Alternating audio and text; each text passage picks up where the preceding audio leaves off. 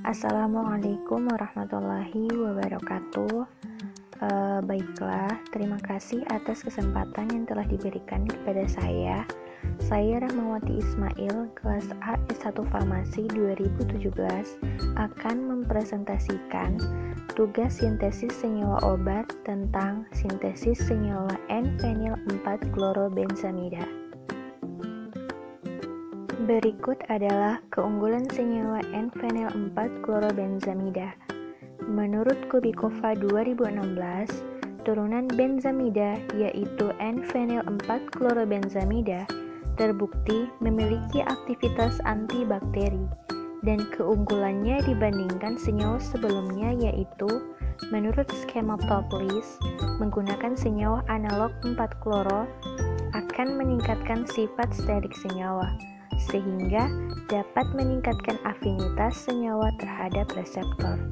Selain itu, senyawa N-fenyl 4-klorobenzamida aktivitas antibakterinya lebih tinggi dibandingkan dengan senyawa benzamida, di mana efektif melawan bakteri resisten terhadap antibiotik.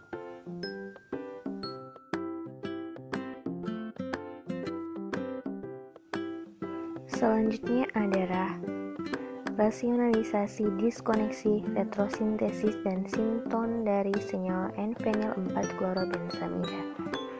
Suatu operasi analitis yang memutuskan ikatan dan mengubah molekul target menjadi molekul awal atau molekul start yang mungkin terjadi pada sintesis senyawa N-fenyl 4-klorobenzamida adalah sebagai berikut.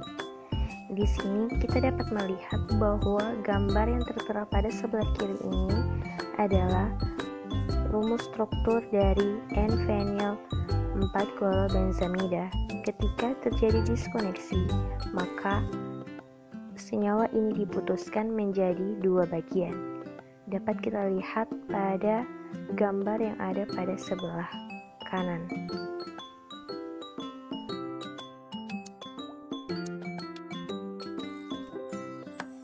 Sintesis senyawa diawali dengan melarutkan 4-klorobenzoil klorida dalam THF dan diteteskan perlahan ke dalam 1,3 difeniltiourea yang juga dilarutkan dalam larutan THF agar reaksi berlangsung dengan sempurna.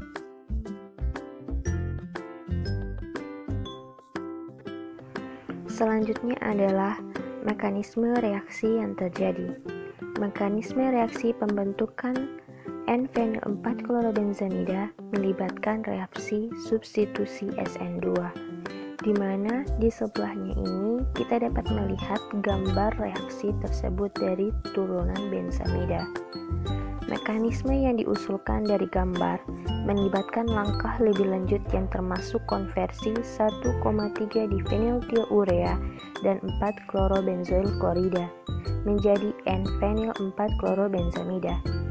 Berdasarkan produk yang diamati, dapat disarankan yang besar ukuran 1,3 difeniltiourea memberi penghalang sehingga hanya satu amina berhasil digantikan oleh benzoil moiety, menghasilkan senyawa I1. Selanjutnya, penataan ulang terjadi karena strain strike yang besar dimiliki oleh senyawa pada gambar I1, mengubahnya menjadi majemuk. Senyawa tidak stabil dikonversi menjadi senyawa yang merupakan tautomer dari senyawa pada gambar keempat ini dan melepaskan senyawa 5 secara bersamaan. Diusulkan bahwa penataan ulang adalah perantara utama dari konversi produk N-fenyl 4-klorobenzamida. Penataan ulang mengkonversi senyawa pada gambar I1 menjadi I2 memberikan rute yang memungkinkan untuk menyediakan senyawa I3, tautomer dari amida. Saran selanjutnya dengan studi awal tautomerisasi proton transfer benzalidin ke bentuk imidiolnya. Selain itu, konversi N-fenyl 4-klorobenzamida juga merilis senyawa yang kelima ini. Agaknya setiap produk samping fenyl hilang dalam fase etanol selama pemeriksaan. Sebagai kesimpulan, ditemukan bahwa 1,3 difeniltiourea dan klorobenzoil klorida bermanfaat sebagai pereaksi untuk konversi langsung ke N-fenil-4-klorobenzamida. Mekanisme yang terjadi mengikuti langkah yang tadi.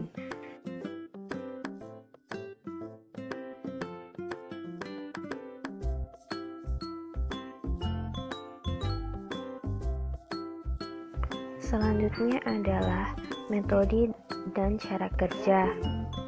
Bentuk metode penelitian yang dilakukan yaitu jenis penelitian eksperimental, di mana sintesis senyawa N-fenil-4-klorobenzamida dilakukan dengan mereaksikan 0,01 mol 1,3 difeniltiourea dengan 0,01 mol 4-klorobenzoil klorida. Mekanisme reaksi pembentukan N-fenil-4-klorobenzamida melibatkan reaksi substitusi SN2, di mana optimasi waktu sintesis dilakukan dengan mengambil cuplikan secara sampling dengan menotolkan pada lempeng KLT dan dibandingkan dengan bahan awal 1,3 difeniltiourea dan 4-klorobenzoil klorida yang dielusi dengan eluen heksan banding kloroform 1:2. Rekristalisasi produk dilakukan dengan campuran etanol banding air, di mana kristal yang terbentuk kemudian dihitung berat rendamennya.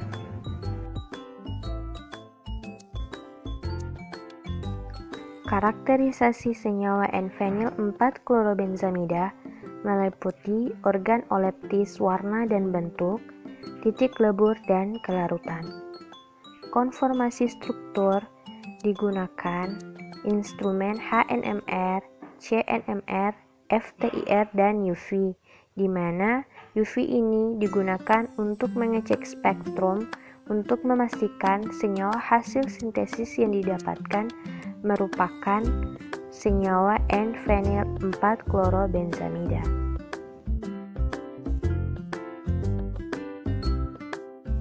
Berikut adalah skema kerja dari metode dan cara kerja yang telah saya jelaskan tadi.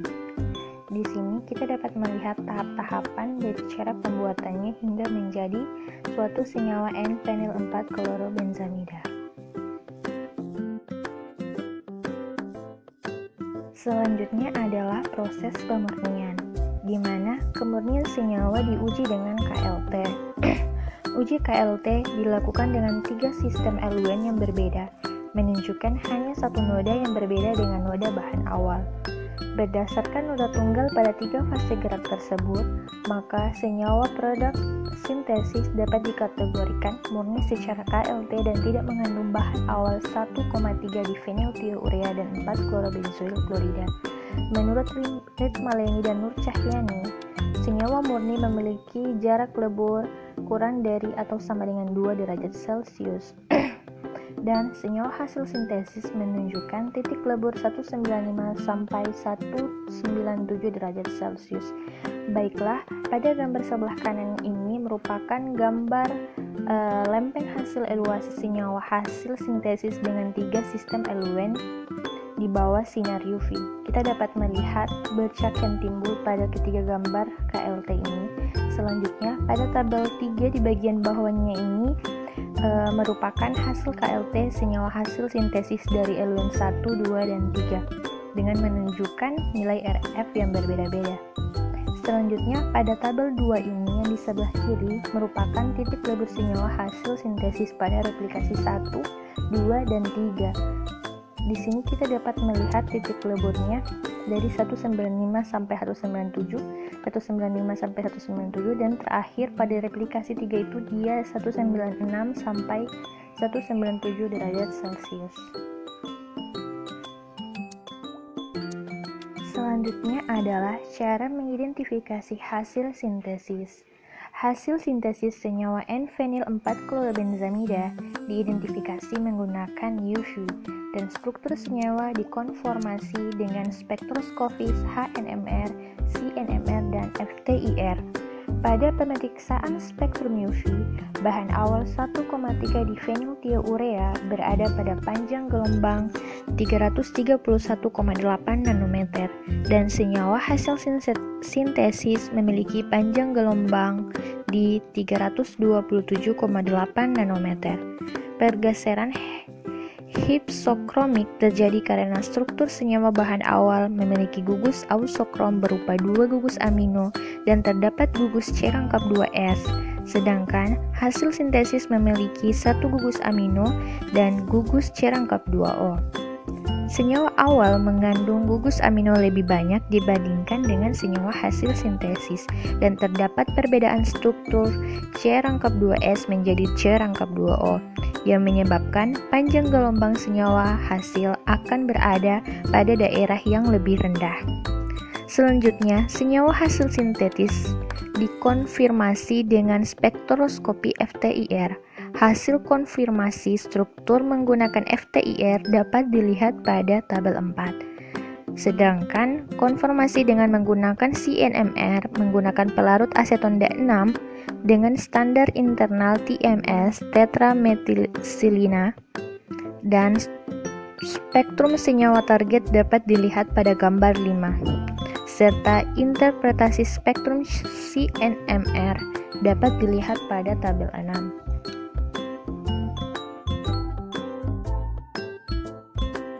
Baiklah, selanjutnya ini merupakan hasil gambar sebelah kiri ini merupakan tabel keempat, yaitu hasil interpretasi spektra IR hasil produk berdasarkan literatur. Di sini kita dapat melihat tipe vibrasi yang ada, yaitu berdasarkan aromatis, struktur aromatis, amina dan amina sekunder, dan di sebelahnya ini adalah frekuensi menurut literatur. Dan yang sebelahnya ini merupakan frekuensi hasil produk yang dihasilkan. Dan gambar 4 yang di sebelah kanan ini merupakan hasil spektrum 1HNMR senyawa hasil sintesis yang telah dianalisis.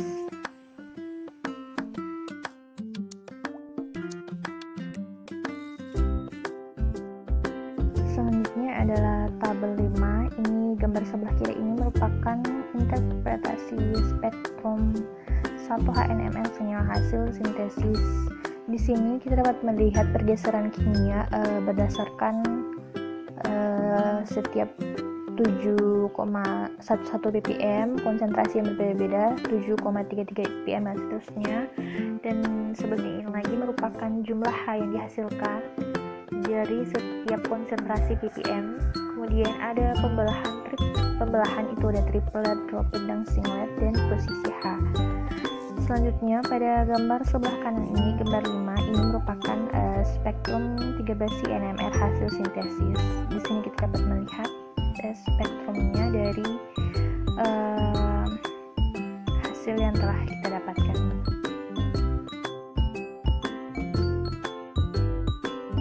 Selanjutnya pada tabel 6 ini merupakan interpretasi spektrum 13 NMR senyawa hasil sintesis. Kita dapat melihat pergeseran kimia pada konsentrasi 120,2 ppm, 123,9 ppm, 128,15 ppm dan seterusnya. Dan di sebelahnya ini adalah jenis C yang didapatkan di C aromatis ini dan posisi C. Kita dapat melihatnya sendiri, dan di sebelah kanannya ini merupakan struktur senyawa hasil sintesis dari senyawa N-fenyl 4-klorobenzamida.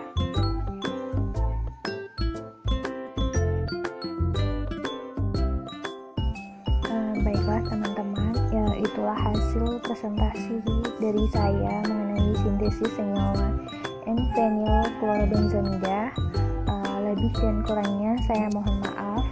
Wabillahi taufiq wal hidayah. Wassalamualaikum warahmatullahi wabarakatuh.